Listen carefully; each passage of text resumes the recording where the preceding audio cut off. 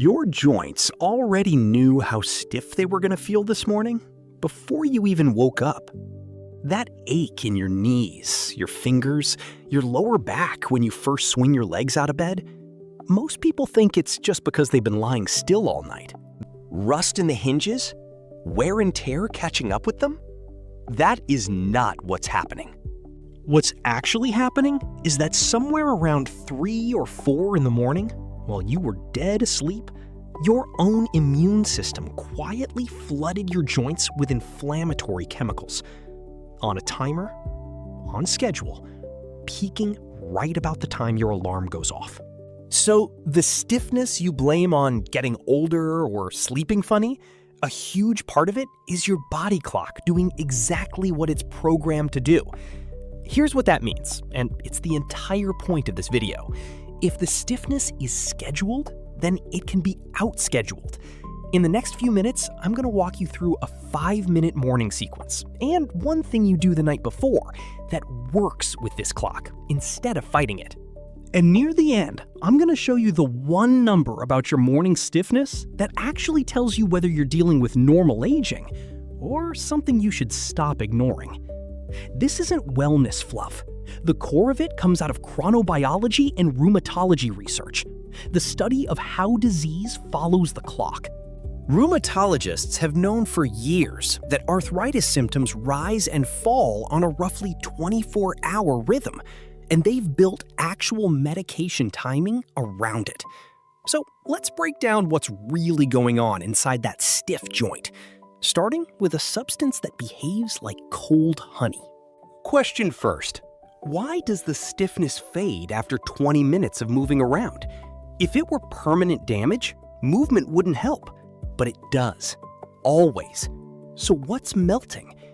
Inside almost every joint you have is a small amount of a liquid called synovial fluid. Think of it as the joint's engine oil. When you're moving during the day, that fluid stays thin and slippery, and your joint surfaces glide over each other with almost no friction.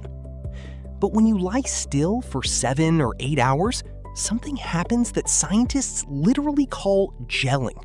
The fluid thickens. It goes from oil to gel. And on top of that, overnight, your joint temperature drops and the tissues around it tighten.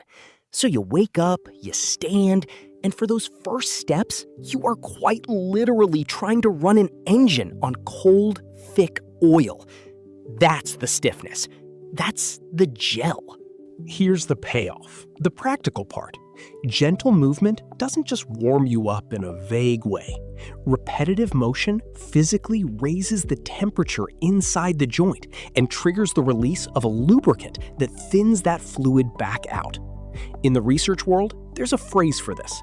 Motion is lotion. Which is why your first move of the day should happen before your feet touch the floor. Lying in bed, ankle circles, slow knee bends, open and close your fists 10 times, roll your shoulders. 60 seconds of that pumps warm, thinning fluid through the joint before you ask it to carry your full body weight down the stairs. Most people do the exact opposite.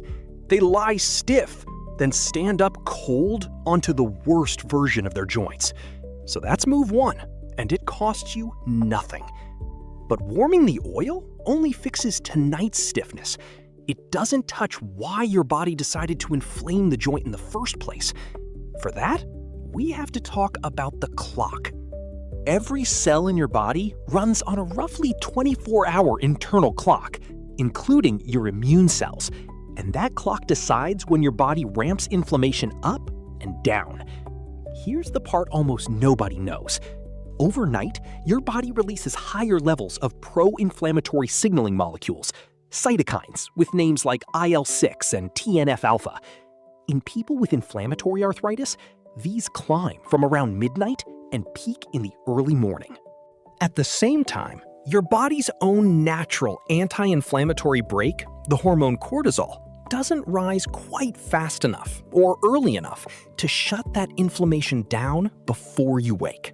6 a.m. isn't a coincidence. Studies put peak morning stiffness right around then. Now, the honest caveat, because this is where trust is built.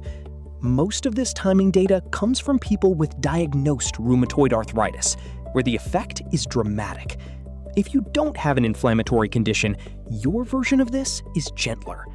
But the machinery is the same in all of us. Everybody has this clock. It's just turned up louder in some people. So what's the move? You can't manually lower a cytokine, but you can send your body clock its most powerful signal: light. Getting bright light, ideally sunlight, into your eyes within the first half hour of waking is the strongest lever you have for anchoring that whole rhythm. It tells your system unambiguously the day has started, which helps sharpen the cortisol rise that acts as your natural anti-inflammatory. Light first, phone second. Most people do that backwards too. Okay, we've warmed the oil, we've anchored the clock. There's one more lever, and it's the fastest acting of the three. Why does a hot shower make you feel human again in the morning? It's not just comfort. Heat is the single quickest way to reverse the gel. Warmth increases blood flow to the joint, relaxes the tightened muscle and tendon wrapped around it, and drops the viscosity of that thick overnight fluid almost immediately. A warm shower, a bath, a heating pad on the stiffest joint for 10 minutes while you get dressed, that's not indulgence, that's mechanics. And here's a second lever hiding in plain sight: water. Synovial fluid is mostly water. Go 8 hours without drinking and you wake up mildly dehydrated, which means slightly less fluid volume and less flexible tissues right when you need them most. A full glass of water first thing isn't a cleanse or a detox. It's just restocking the fluid your joints move on. So now look at what we've built, and notice how little it actually asks of you. Before your feet hit the floor, a minute of movement to warm the oil. On rising, light into your eyes to anchor the clock. A glass of water to refill the fluid, and heat on the stiff joint to melt the gel. 5 minutes, maybe 6. That's the routine. But I told you at the start, there's a twist. And it's the part that flips this whole video on its head. Because the truth is, this isn't really a morning routine at all. Everything I just gave you treats the symptom after it's already happened. You're mopping the floor while the tap is still running. Because remember what we learned. The inflammation that stiffens your joints doesn't start in the morning. It builds overnight, which means the most powerful lever isn't in your morning at all. This is why researchers have found that timing certain anti-inflammatory support toward the evening, so it's active in your bloodstream during that overnight cytokine surge, can matter more than what you do at breakfast. It's the same logic doctors use with time-released arthritis medication designed to kick in at 2 a.m. ahead of the peak. The best morning, in other words, is engineered the night before. Your 6 a.m. is decided at 10 p.m. And there's one nutritional lever with real evidence behind it: omega-3 fats, the kind in oily fish. A large 2021 review of 70 studies found that fish oil meaningfully reduced pain and morning stiffness in people with rheumatoid arthritis, with the bigger effects at higher doses. Not a miracle, not a cure, but a genuine, measurable dial, and one that works best when it's on board before the overnight surge, not after. But here's the warning I promised. The real danger with morning stiffness isn't the stiffness. It's ignoring what it's telling you. There's a number that separates ordinary stiffness from something you should not sit on. Roughly 1 hour. If your joints loosen up within about 15, 20, 30 minutes of moving, that's usually the normal gel effect, the stuff we've been fixing. But if your stiffness routinely lasts more than an hour after you wake up, that pattern is strongly associated with inflammatory arthritis, the autoimmune kind, where your immune system is actively attacking the joint. And that kind causes damage that is permanent if it's left to run. This is the part that matters more than any tip in this video. Prolonged morning stiffness is one of the earliest, clearest signals your body gives you that something's wrong, sometimes years before the damage shows up on a scan. The people who do worst aren't the ones with the worst joints. They're the ones who spent 5 years assuming a signal was just getting old and warming it away with a hot shower. The shower fixed how it felt. It did nothing about what was happening. So use the routine to feel better. But if that clock is stuck for over an hour every morning, don't out-clever it. Get it looked at. If you take one thing from all of this, make it this: stop standing up cold.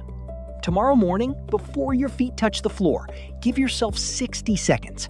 Ankle circles, slow knee bends, open and close your hands. Then lighten your eyes, water in your hand, heat on whatever's stiffest. That's the whole thing. You're not forcing a broken joint to work, you're warming the oil, refilling the fluid, and telling your clock the day has started, in the exact window where your body is worst at doing it alone. But you probably noticed the real bottleneck in everything we just covered. The stiffness is built overnight, which means the person who really controls how your joints feel at 6 in the morning is the version of you at 6 in the evening. What you eat, when you eat it, how you wind down, and the specific things that quietly load your joints with inflammation while you sleep. That's the routine that actually moves the needle. And it's the one nobody talks about because it's not glamorous and it doesn't happen where you can see it.